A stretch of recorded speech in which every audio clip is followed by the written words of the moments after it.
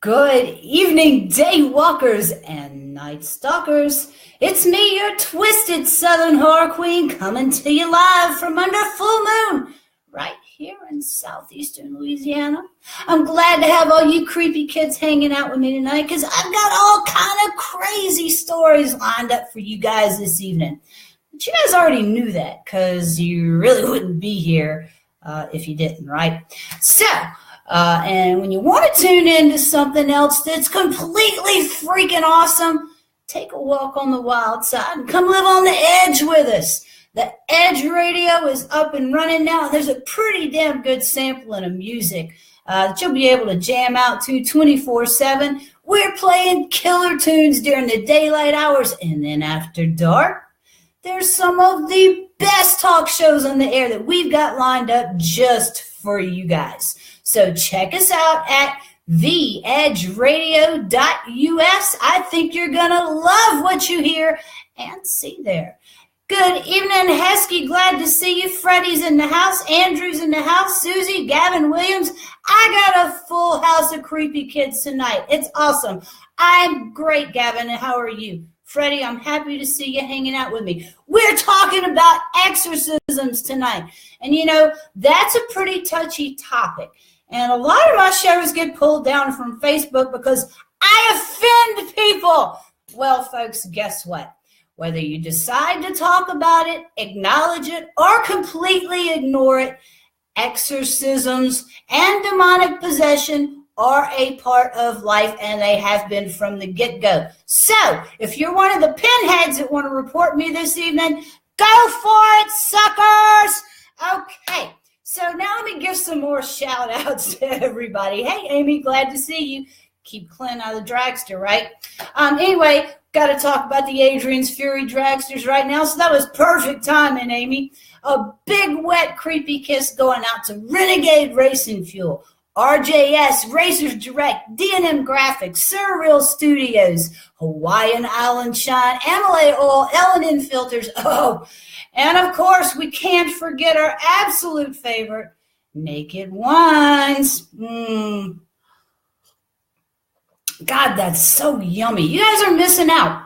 I still have a ton of $100 vouchers for Naked Wines. So make sure you get me your info if you want to latch on to one of those. I'll be happy to send you that code. Freddie said that exorcisms can be very crucial. Haha. Yes, there's the dare. I like that. Okay, so I think it's about that time, folks. Y'all already know what to do. Say it with me now. Dim the lights, kick out the kids, lock the doors and make sure the little bastards don't get back in. And of course, go grab your own tasty adult beverage, settle in, and let's get our scary on together. Gavin says he wouldn't report me because he enjoys my show. Thank you, Gavin. By the way, honey, your T-shirt is in an envelope with the address label and a couple other little items stuffed in there just for some lanyard because you've been so patient with us. So Big Johnny Blender will be haunting them at the post office here in the next day or so, and he will have those out to you.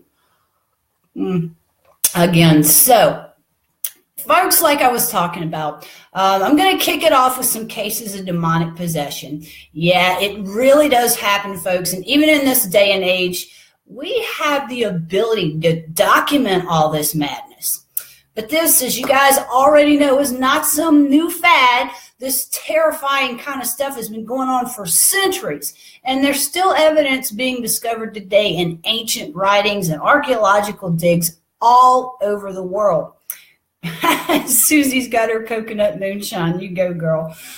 So, of course, folks from many different cultures have beliefs that beyond the fringes of our own known reality and just beyond our physical vision, there's evil spirits, demons, and other spectral creatures that are beyond our own simple comprehensions. And they're, of course, lurking around out there in the darkness with a lot of us creepy kids. Hey, Trey, good to see you, honey. I have to watch you later. Okay, Heskey, I'm going to hold you to it, though. Don't be scared. You'll be okay. Grab a crucifix and a beer and give me a watch later. So it's a terrifying fact that once in a while, some of these negative critters can force their way beyond the veil that separates our domains. And it's not by accident, folks. These evil bastards show up with full intention of invading not only our world, but also our bodies and minds. These wicked little critters seem to covet our flesh, and they're pretty much on a mission not only to take control of us, but they come with the intention of dominating us. Different cultures have their own means of defense against these creatures. To be completely frank about it, there's just not a whole lot that we can do to protect ourselves from them. If they set their sights on us and they decide they're going to latch hold to us, we're in for a fight, and that's about all there is to it. So there's tons of well-documented cases of demonic possession from all over the world, and tonight we're going to talk about just a couple of them. But I am going to steer clear of a lot of the more publicized cases because we've all heard about those. And if you haven't heard about them on this show, I'm sure you've heard about them elsewhere. And, the press is pretty much just wore them out. So I'm going to tell you about a few little more obscure cases that you may not have heard of before. So first up is the George Lukens case from way back in the day. Lucas lived in this village called Yatton, about 20 miles from Bristol, England, and this was back in the 1700s. He was pretty much a normal little dude, but then out of nowhere, he starts acting crazy, and the locals start freaking out around him. All of a sudden, he starts having these wild fits, and out of nowhere, he just starts snarling like an animal or barking like a dog. But that was just in the beginning. Things got worse. Of course, they always do in a case of possession, right? Well, Lucan started singing these church hymns backwards, and then he started chanting in foreign languages that he had absolutely no way of having any knowledge of. And sometimes he would speak in both the voice of a man and a woman at the same time. And uncharacteristically of him, he was known to start blurting out these vulgar obscenities for no apparent reason, because road rage back in the day, that wasn't even a thing yet. So folks said that during these wild-ass fits, he'd go into these convulsions, and sometimes he'd walk around on all fours just like an animal. Well, he had everybody in the village's attention pretty soon. And even the cynics started to believe that dark forces were at work when he started being thrown around by something that nobody could see. These crazy and unexplainable attacks were completely unpredictable, and they could last for up to an hour. This madness plagued Lukens for years, and eventually his family got to where they had enough, so they stuck his ass in a mental institution for the better part of 2 years. Well, those poor folks at the nut house tried everything they could to make this affliction go away. But as you probably already figured out, their attempts failed miserably. If anything, they only made matters worse. And these episodes became even more intense, and other crazy stuff started happening along with them. Lukens would go crazy, insane, violent, and he'd claw at people or he'd bite people and smash things with a level of strength that was way far beyond what his little ass could have done normally.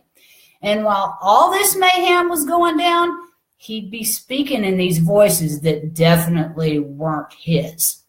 So one day somebody must have freaked the hell out, and they bust up with their prayer beads or something. Well, Lukens comes unbolted. It was at that point that finally somebody woke up and thought, gee, maybe this dude is afflicted by some demonic force, or maybe some kind of witch has cast a spell on him or something. But despite the fact that he'd already told everybody in the entire village that he was possessed by the 7 distinct demons that would require 7 priests to eject them from him. One minister, his name was Juan Valton. He had known Lukens for a very, very long time. Well, eventually, even this dude stepped up and acknowledged the fact that Lukens had come to him and begged him to cast the demons out as well. Hey, Cody, glad to see you. And there's my girl, Tracy Booth. Thank you for hanging out with me tonight. So in the meanwhile, all this madness was obviously taking a toll on this dude's health. He pretty much wasted away into some emaciated, withered-looking husk of a man, and the villagers actually started getting kind of worried about him. The story of this seemingly possessed man started to spread through the village and into the surrounding areas, and finally it came to the attention of an Anglican reverend in Bristol by the name of Joseph Easterbrook. He was the vicar of the townspeople's temple church, and when other clergymen of the church were told of the case, most of them agreed that it probably could be a genuine case of demonic possession, but they weren't getting involved.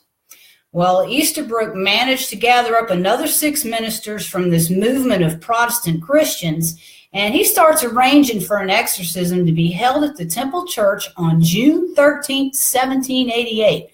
Good God, y'all, I hope that wasn't a Friday. That would have been some terrible planning, right?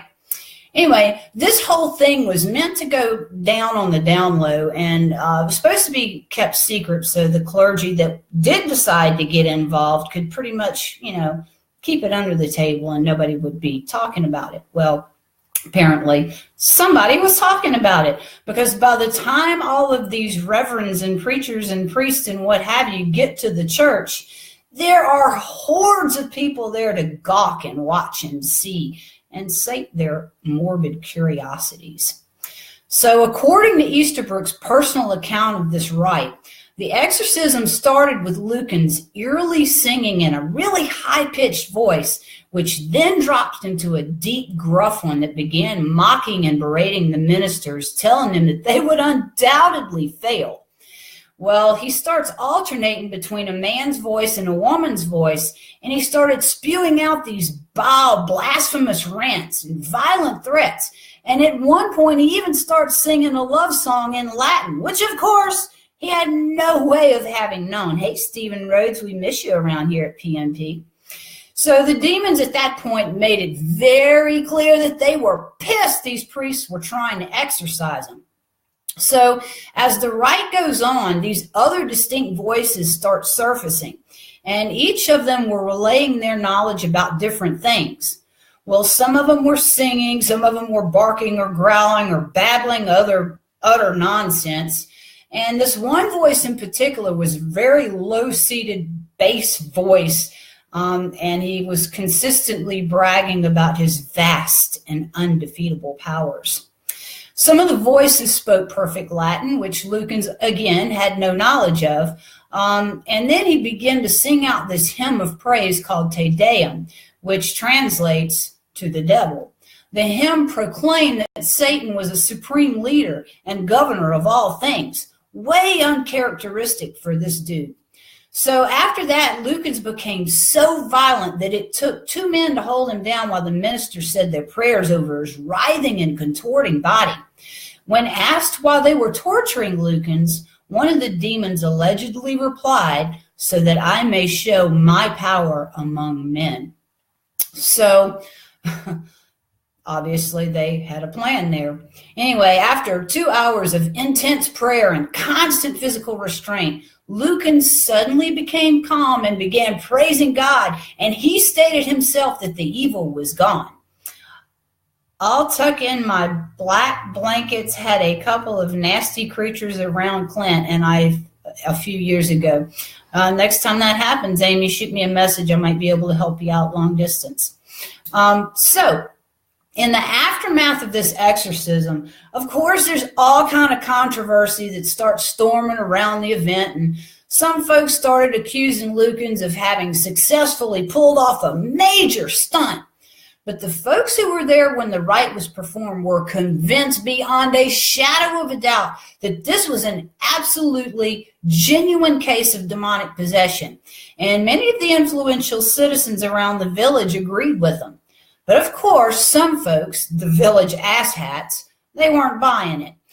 These idiots started calling him a liar and a clever ventriloquist and a skilled mimic, as well as an alcoholic and a prankster. And other folks said that he was probably just suffering from some form of epilepsy, which was exaggerated by the clergy just to make it seem more supernatural, or that demonic possession was part of this wholly fabricated thing by Lukens to avoid having to work. Even some of the clergy criticized the exorcism itself, accusing these ministers of not having been properly ordained to engage in such a battle. But all things said and done, the Lukens exorcism turned out to be one of the most hotly debated and controversial exorcisms that the country had ever seen up to that point. But for his part, Lukens pretty much experienced no further incidents of demonic possession, and he returned to a quiet, humble life. Although he wanted to stay in Bristol, he eventually moved back home to Yatan because there was so much negative public reaction to him living there in the wake of this exorcism.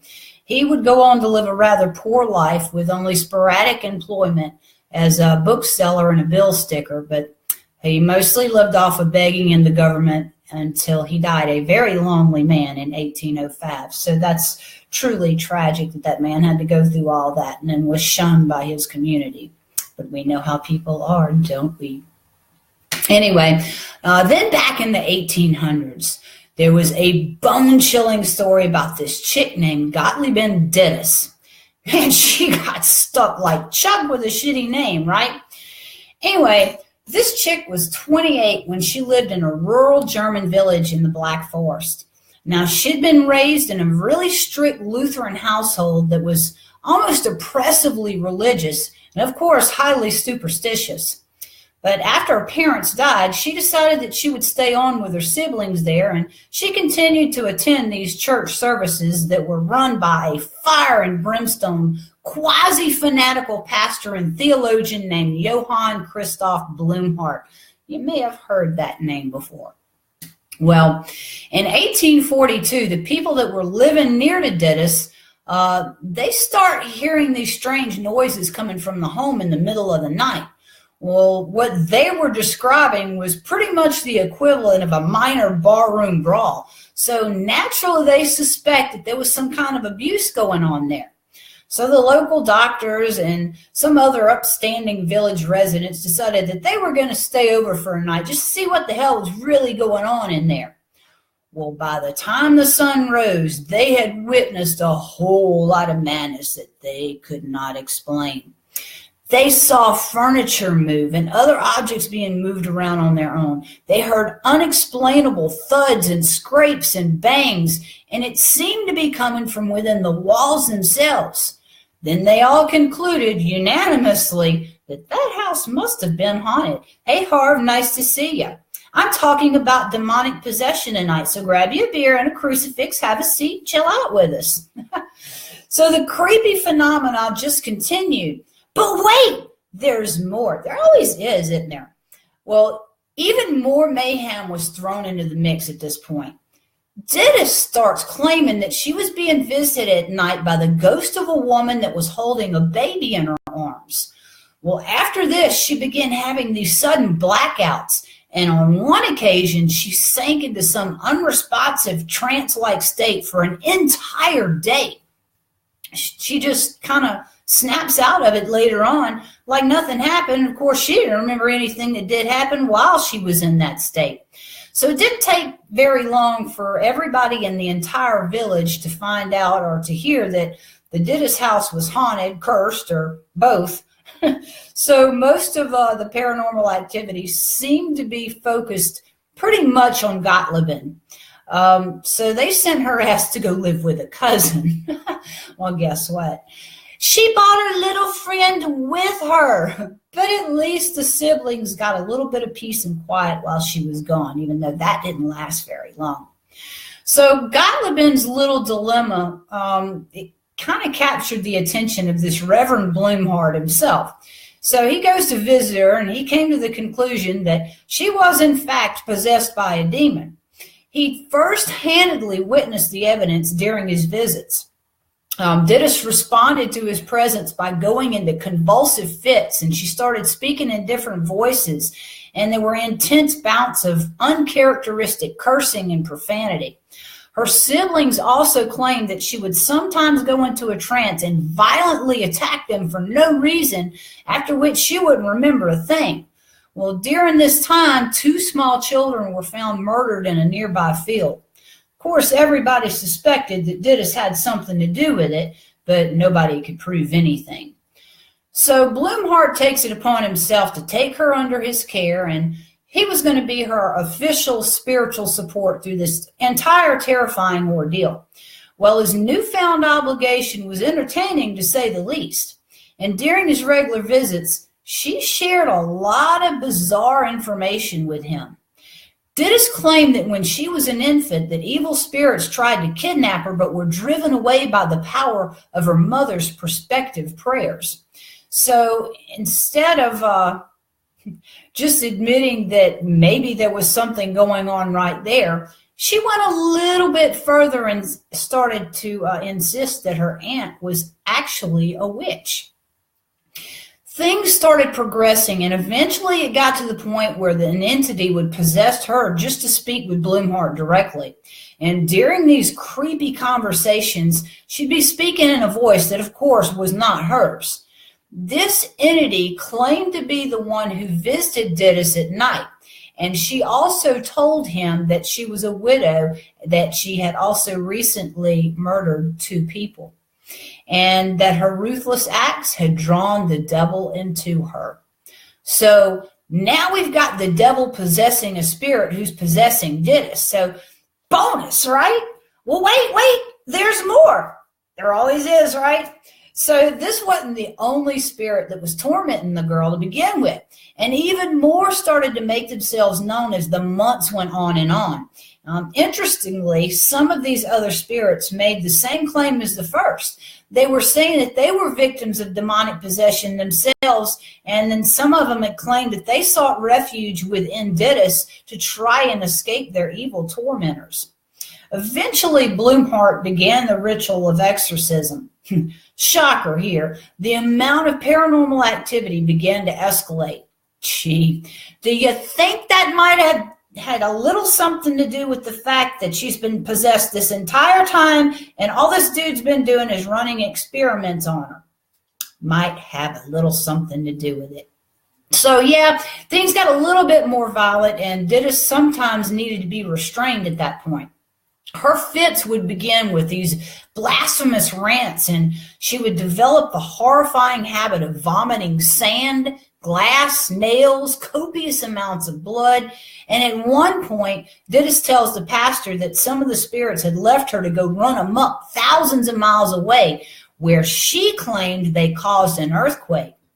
Well, there's a bizarre little fact here, creepy kids. Not long after that came the news that there had indeed been a devastating earthquake in the West Indies at the very same time she claimed that it was going on. David Childers, my boy, glad to see you. How's everybody doing? So Blumhardt was even further convinced that the possession was genuine, and he strengthened his resolve to follow through with this exorcism to the very end. Yeah, well, the end would be a very long time coming. This exhausting exorcism dragged on for nearly 2 years, with this demon-infested spirits becoming more and more desperate and violent as their hold on this girl weakened. And some of the spirits were especially defiant. They threatened Blumhardt and his family with physical violence and death.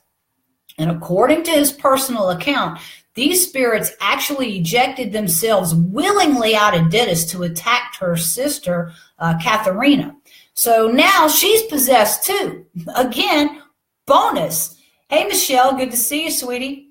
So Blumhardt decides he's going to kick it into another gear, and he was able to face off against both of these possessed women. Eventually, he was able to cast these evil spirits from both women one by one, with Dittus exclaiming at the very end that Jesus was the victor. Well, this brutal exorcism made Blumhardt a celebrity and a hero, and hundreds of people start flocking to his church from all over the surrounding areas just to hear his sermons. He did nothing at all to shy away from his newfound popularity, and indeed started making some pretty bold claims that he could cast out any evil spirit at any time, and he could perform healings and all kind of crazy stuff. And to this end, Blumhardt decided to open a retreat at a thermal spa in 1853.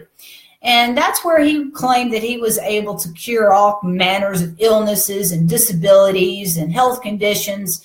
And apparently Dittus even joined up with Blumhardt to help him promote it and get it all rolling along. Well, in 1850, Blumhardt wrote a book about his harrowing exorcism called Blumhardt's Battle.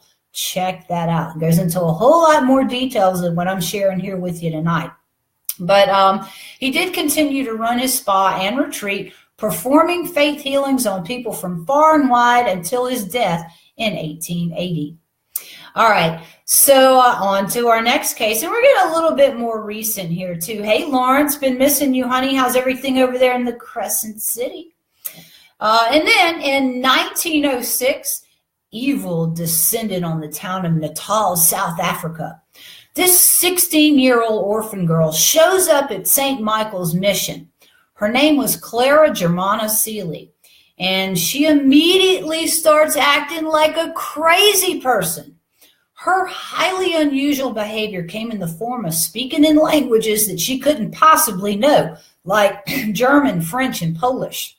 She also had a knack for divulging intimate secrets about people in her presence, which she also could have had no way of knowing. But wait, there's more. She was also prone to levitating in her sleep, sometimes up to 5 feet in the air. Oh, and bonus, there were these sudden fits of rage when she demonstrated incredible strength, far beyond what she could explainably have been comfortable or capable of. Looks like some mischievous going on in the background, huh, Susie? What's happening back here? I kind of had a feeling this topic might stir the creatures up tonight.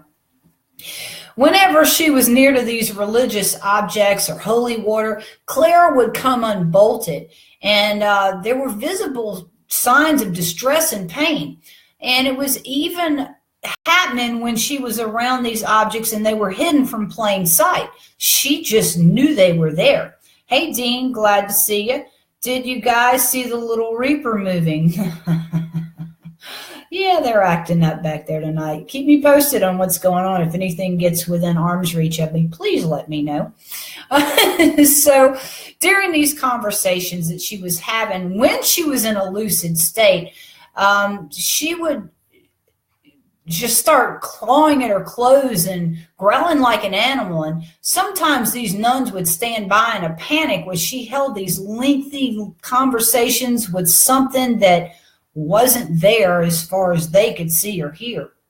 But during these conversations, there were things that were being revealed, things, again, that she could have possibly had no knowledge of. There were also several reports of her going into a state in which her body became flexible and rubbery like a snake. And one nun claimed to have been bitten by Clara. But the creepy thing here is that when they examined the wound was not shaped like human teeth. There were actually fang marks on this nun's ankle. So, like I said, some weird things going on there. And in the limited time only bonus, sometimes her voice would sound inhuman and distorted and would evolve into these rumbling of unearthly noises like screams and moans and wails. And actually, one of these nuns kept a journal. And here's what she had to say about that madness. Hey, Ricky, hope you got them snakes locked up tonight. No animal ever made such sounds. Neither the lions of East Africa nor the angry bulls. At times, it sounded like a veritable herd of wild beasts orchestrated by Satan himself, which had formed a hellish choir that was simultaneously broadcasting from within this young girl. Well, as we already know here on the Twisted Southern Horror Queen show, there are some pretty convincing signs of demonic possession there. Well, apparently these nuns caught on too. And so 2 Roman Catholic priests named Reverend Mansuetti, who was the director of St. Michael's Mission, and Reverend Horner Erasmus, both teamed up to attempt to perform an exorcism on this girl. Because hell, if you're going to become possessed by demonic forces, what better place to do that than at a Catholic mission, right? It's kind of like breaking down at your mechanic shop. Well, eventually, during one of her infrequent moments of lucidity, Clara confessed to one of these priests that she had made a pact with and been overtaken by Satan himself. Well, we know here that that wasn't Satan himself, but whatever entity it was that was lurking around in that girl did not appreciate these priests becoming aware of them or their efforts to kick it out. This evil little bastard fought back with a vengeance. During this ritual, Claire reportedly knocked Bibles out of hands, as well as spit, cursed, and lashed out wildly, and she even tried to strangle one of the priests with his very own stole. Well, after 2 days of constant bombardment by holy water and prayers, this demon announced that it would leave the girl's body after a show of power in the form of levitation, after which Clara then proceeded to levitate and hover some 8 feet off the ground in full view of 170 plus witnesses. Hey, Sean, good to see you tonight. So when she settled back down on the floor, she fell silent and peace descended upon everybody who was present. But even after this bizarre spectacle, it became apparent that the evil spirit had been cast from Clara, but the story wasn't over yet. The demon must have really wanted her, because in 1907, it apparently returned to possess her again. Another exorcism was quickly performed, and this attempt also lasted for 2 days. But when the second ordeal was done with, the demon's departure was allegedly heralded by an incredibly foul and nauseous odor which permeated the air and made everybody there sick as a dog. However, this second exorcism would mark the last time that a demon would bother Clara Germani Seeley. It either crawled back into its dark domain or it went out hunting for another host. Got to take a quick little break there. David said he agrees with me. We all have our own demons. I try to keep mine on leashes, but they ain't having it. Naked Wine, y'all, $100 vouchers. Send me a message if you want one. So, the first couple of cases, I hope you guys enjoyed. They're not very common cases, and that's why I enjoyed telling them, because I'm hoping that you hadn't heard those before. But, of course, they're not Annalisa Michelle or Roland Doe. But this one is a little bit more well-known and documented case of demonic possession and exorcism. This is the case of Anna Eklund, which is also sometimes called the Earling possession. Now, born in 1882 in the Midwest, Anna was raised by a devout Catholic family and had always been known as a charming and cheerful girl, at least until she reached the age of 18. I'll do that. Inbox you some Merlot. You're funny, David. Anyway, you just blew my mind with that. I'm going to send you a bottle of Merlot. I'm going to send you a coupon. How about that? So, yeah, he just really messed me up. I owe you one for that. So 14 years old, she turns into Reagan from The Exorcist, pretty much. That's when she started acting kind of crazy. And then there were signs that followed up with potential possession. So the first symptom was, of course, a sheer disgust for anything religious in nature. The once good little Catholic girl would go into freaking fits when she was confronted with the Bible, holy water, any holy pictures, or, of course, she was absolutely incapable of even walking into a church. So she also started blurting out these incredibly and morbidly obscene things that were detailing depraved and unspeakable sexual acts. 14 years old. So she couldn't have possibly known anything about any of that, especially back in the day. 14 today, very different. But she also started to develop an insatiable and unhealthy interest in sex. And she started demonstrating detailed knowledge of Latin and German, 2 languages, which, of course, she never had any kind of exposure to. So by 1908, Anna seemed to be totally submerged in the dark spell of whatever evil entity had invaded her. And then the truth finally came to light. Anna's parents were far from the deeply religious Catholic citizens they'd led everybody to believe that they were. Anna's father and aunt were, in fact, secret practitioners of witchcraft, and these 2 evil folks had cursed this girl at a very early age. They plagued her through dark spells, and they spiked her food with herbs that they used in their rituals. And all of this was brought on by her father's incestuous urges. This sick bastard was driven by the fact that he couldn't act on his twisted desires. And if he couldn't dominate her sexually, he would use his dark arts to consume her entirely. So I guess to avoid further suspicion, they start hauling this girl around to medical and psychiatric professionals, but nobody could find anything wrong with her. There were no rational explanations for her outbursts. And after a few years of this, a religious council was requested by a caretaker. So that would begin the first exorcism of Anna Eklund in 1912, during which Father Theophilus Reisinger was able to successfully cast the demon or demons out. But it didn't last. Tequila shots here, Ricky. Okay. So I guess there were some claims that the estranged father and aunt were working their dark magic to call these ejected spirits back. And, of course, they came back with a vengeance. So over the next few decades, Anna's turmoil and troubles returned, and they came back even more intensely than before. And in 1928, at the age of 46, Anna, whose life had pretty much been basically destroyed by all this, turned back to Father Reisinger one more time in desperation. So this time Reisinger went out and he enlisted some help. Anna was so far under the influence of this demonic entity that he wasn't certain he was capable of driving this evil out of her all by himself. So this demon was obviously very powerful and tenacious, and of course he'd had hold of Anna for a very long time. So Reisinger goes to meet with a friend of his named Father Joseph Steger. And he goes over Anna's case from the beginning, then begs Father Steger to join him in his confrontation with these forces of evil. Well, Steger wasn't exactly thrilled with the opportunity, but because he was a friend and he knew that Reisinger really did need his help, he begrudgingly agreed to help him. So at that point, Anna was taken to a convent that was run by Franciscan sisters, where the exorcism was to take place on August 17, 1928. Well, from the very beginning of this second exorcism, Anna was immediately repulsed by holy water and crosses and absolutely refused to eat blessed food, which she could suspectedly or supposedly detect even without being told. She would often curl up in the corner and purr or hiss like a cat.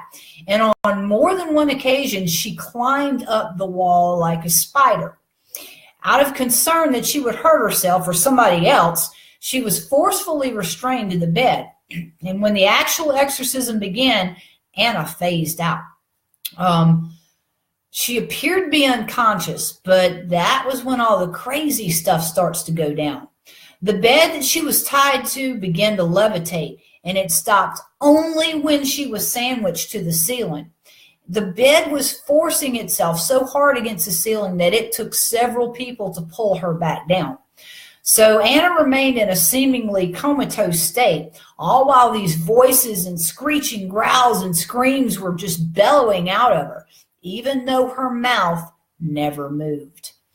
So after a while, things began to progress, and Anna was reportedly vomiting up some pretty bizarre rancid liquid, which she also spat toward all of those that were in attendance of the rite. And if anybody came close enough to her, she'd be happy to oblige them with clawing or biting them. So if that wasn't enough, other things were also going down at the same time. Anna's body started to change in appearance. Her eyes bulged inhumanly from her face, and her head and lips started swelling up to incredible proportions. And her abdomen, it was said to distend to the point where it looked like she was going to explode. But then it would revert back to its normal size and then start this whole horrific cycle all over again and again and again. So at times, her body they said that it would just unexplainably increase in mass to the point where the steel frame of this bed she's laying on would start groaning and creaking. And she also had the other signs of classic demonic possession, such as superhuman strength and speaking in foreign languages that she couldn't have any way of knowing. And of course, telekinesis, moving things with your mind.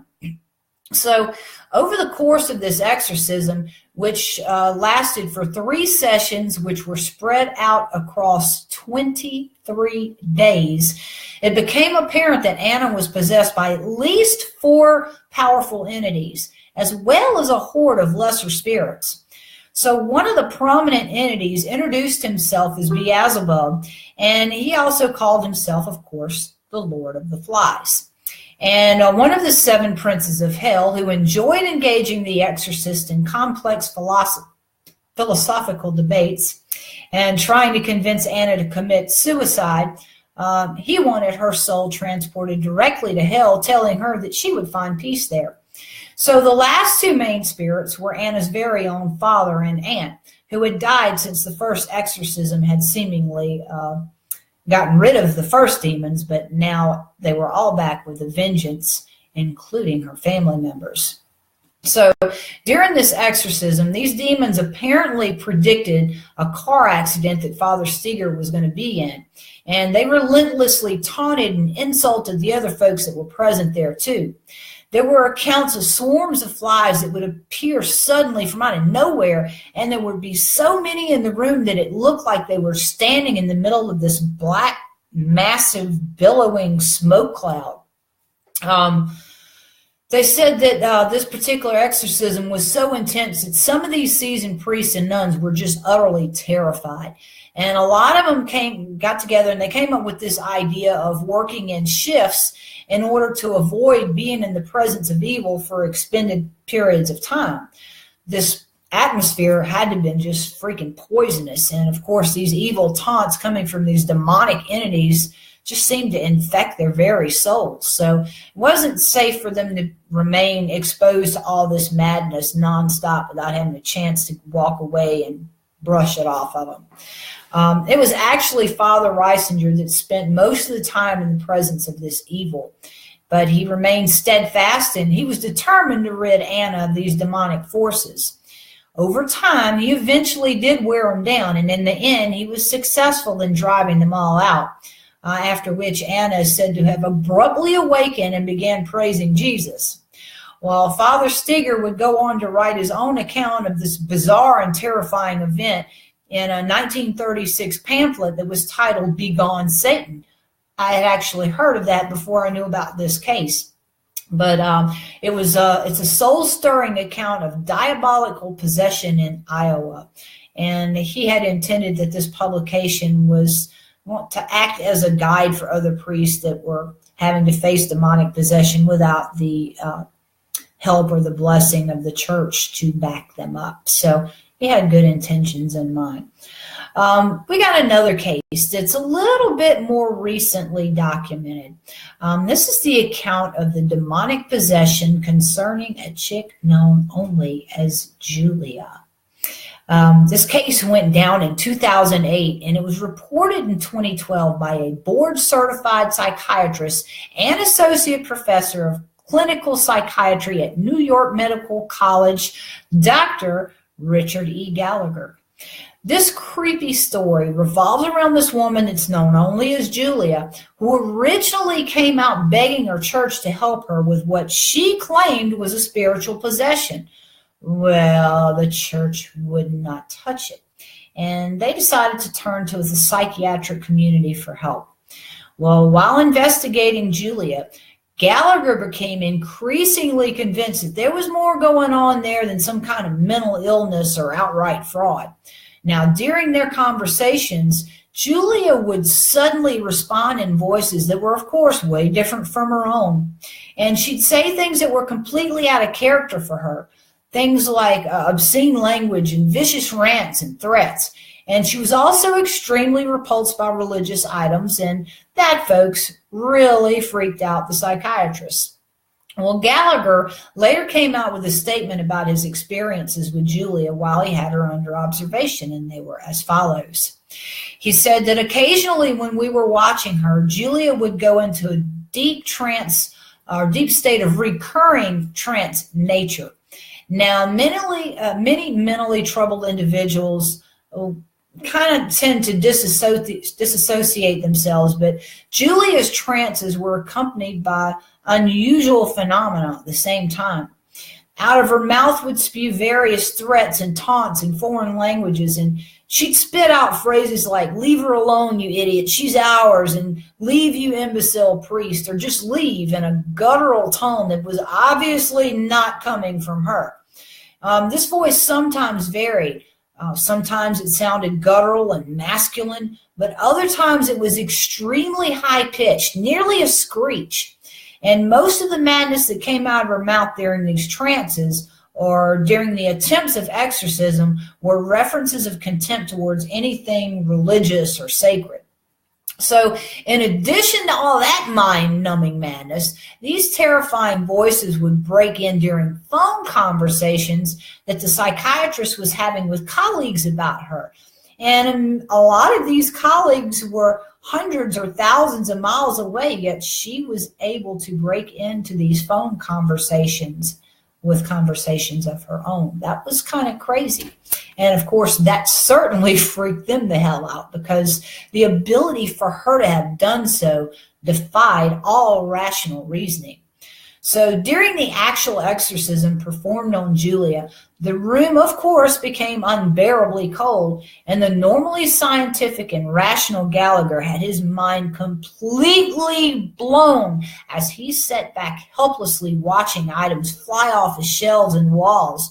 And that was before Julia actually started to levitate. But wait, there's more. Julia would also spurt out personal details about people in her immediate vicinity, things that she didn't have any way of knowing. For example, she knew that Gallagher's mother had died of ovarian cancer, and she also taunted him with the fact that she knew that 2 cats in his house went berserk fighting the other night before one of her sessions was to come the next morning.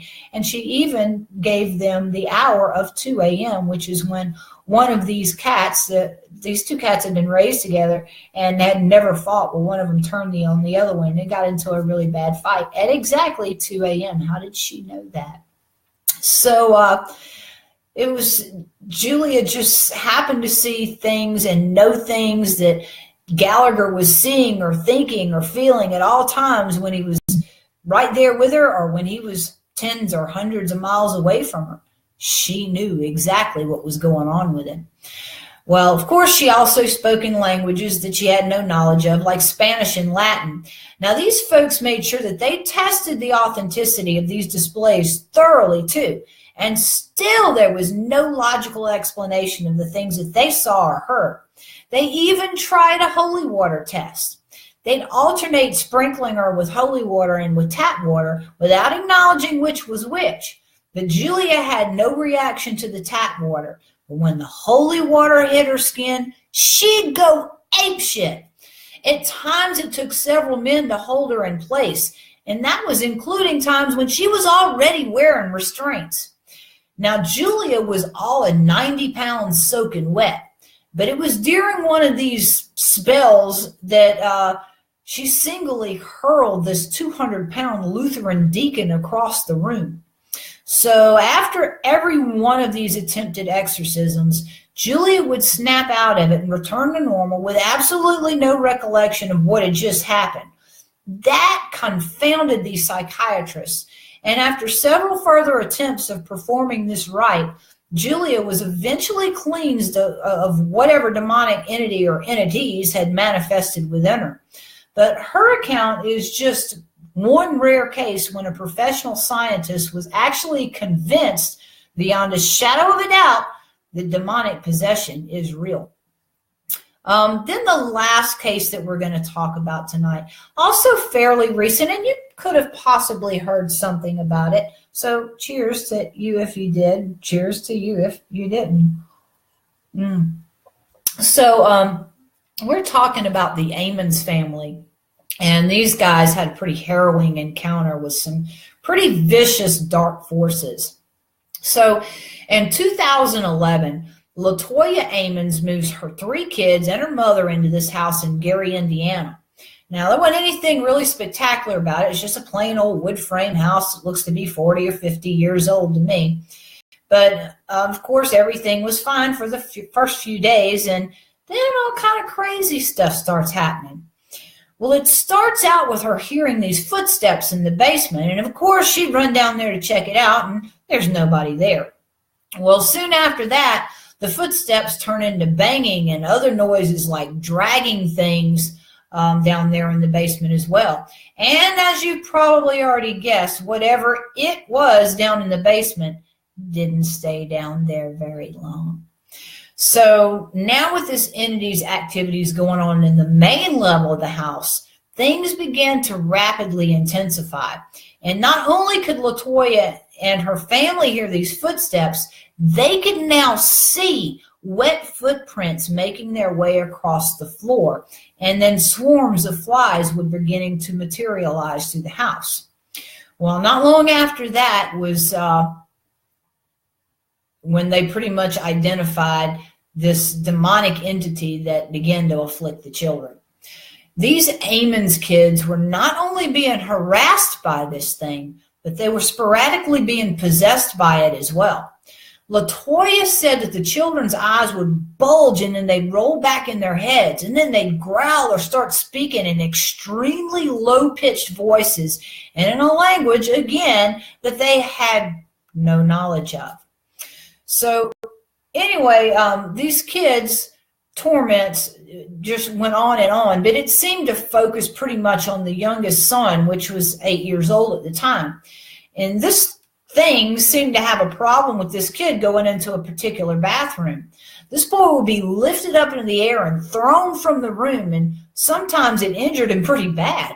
So after LaToya keeps taking this kid to the hospital to be treated for cuts and breaks and bruises, the hospital starts scratching their head going, this looks like a case of child abuse. So they file reports, and LaToya has to undergo all this psychological testing. And once she's deemed sound of mind, she's released to go home to her family. Well, in the meanwhile, the CPS has been notified of this report. So the CPS workers schedule an appointment to go and meet with LaToya and the family in their home. And she, of course, brings an RN with her to check out the kids just in case she's needed. So these two folks show up at the Amon's home, and they're invited in, and they find a competent mother and a clean and very well-organized home with 3 seemingly healthy children and a well-cared-for grandmother and a partridge in pear tree. So the worker pulls out her little clipboard, and she starts making notes. And as she's writing, she starts asking family members a series of questions. Well, at this time, the youngest son, the 8-year-old, the one who keeps getting thrown out of the bathroom, he's feeling a little bit insecure about these weird people walking to his house with a clipboard, and now they're asking all kind of questions. So he goes over to stand by Grandma, who reaches out to him to hold his hand. Well, shortly after he's going to stand by Grandma, the CPS worker approaches him with her clipboard, and she asks him a question, and his response nearly caused her to pee in her pants. This kid's eyes roll back in his head, and then he starts to glide up the wall backwards. He reaches the ceiling above his grandmother, stands there for a second, then he flips forward, landing back on his feet next to his grandmother, all while still holding her hand. The whole child abuse thing just got thrown out the window right there. So this CPS officer and the nurse both witnessed this incredible and inhuman act, and both of them begin making some detailed notes on their reports. Both the CPS and the RN's written reports are available for viewing online. Google that. It's rather extensive, but it's worth the read if you got a half an hour, 45 minutes of spare time you need to blow. Check into that, Gavin. So now these authorities are involved, right? Well, LaToya, of her own accord, has also consulted with other types of authorities about her haunted house. Well, by this time, she's had clairvoyants, mediums, preachers, you name it, have come through that house. The problem was none of them would come back. Many of them offered advice to her, so LaToya was constantly burning sage and sulfur, and salt rings were a staple in every single room of the house, but That just wasn't enough to ward off this demon that had taken hold there. So after the CPS had completed their initial visit, things started to get worse again. And while they were up late one evening visiting with a relative that was in town, LaToya has this overwhelming urge to go and check in on the kids who were already asleep and in their beds. She gets to the boys' room, opens the door, everybody's fine, asleep, nothing's going on in there. Then she opens a 12-year-old daughter's room, and it was oh shit time. Her daughter was levitating from the bed and floating only inches away from the ceiling above her. So LaToya starts screaming, and her guest runs upstairs to see what's going on, and the guest sees the exact same thing. Well, LaToya's at her wit's end, and she calls it in. Well, by now the police are way too familiar with this haunted house on Carolina Street. So the children and LaToya had been interviewed several times by them, and many of them have also witnessed some pretty hair-raising occurrences while they were there. In fact, one officer actually saw this youngest boy being thrown from out of the bathroom. So many of them had written into their reports that the kids' eyes would roll back in their heads and they would growl and hiss in response to any questions that they were asked. CPS eventually separated LaToya from her children just to see if the threat would subside. It didn't. So not even a little bit. So the local police, they're all believers in ghosts and demons, and they're keeping a close watch on the house, and they're always checking in on LaToya and the safety of her family. Eventually, at the request of the family doctor, the hospital chaplain gets in contact with an exorcist. Well, after having reviewed all written, photographic, and recorded reports, the exorcist was immediately given permission by the archdiocese to perform the rite on every member of the family and the house. So eventually, at the request of the family doctor, this priest gets his stuff lined up, and he makes several attempts to rid the Amons family of this entity, but it eventually took the family moving away and continued exorcisms beyond that to be freed. However, the house never really, not so much. The results of several investigations can be found online, and there's photographs and recordings, and folks, I've listened to some of them, and this madness is for real. This is not blown up or exaggerated. This was some crazy shit going down in this house. The police, and to include the police chief himself, had made several attempts to try and figure out what the root of the problem was. And they actually wound up digging a 4-foot hole in the cellar, looking around for some kind of hidden grave or something. And of course, nothing was ever found. Even after the Amons moved away, officers continued to patrol in front of that house. And there's a creepy picture online that was taken by one of these officers while they were out one night, where you can see rather vividly the image of a very large man that's standing on the front porch. That's not really there, but he's there.